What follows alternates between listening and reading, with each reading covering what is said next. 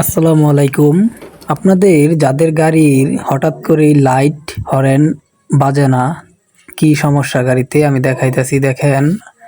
আপনাদের গাড়ি যখন দেখবেন যে হঠাৎ করে লাইট এমনকি হরেন বাজে না, তখন এই যে এই লেকটিগুলো চেক দিবেন।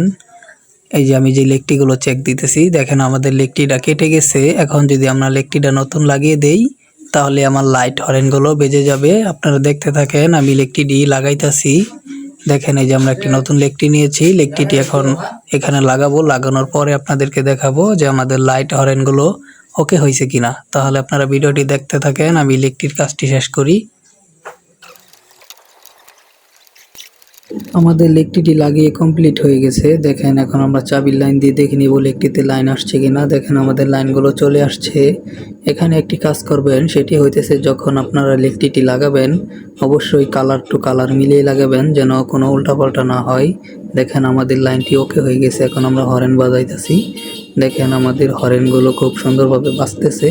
তাই আপনারা যখন বুঝবেন যে আপনাদের গাড়িতে লাইট হরেন চলে গেছে, তখন লেকটি চেঞ্জ করবেন সবার আগে।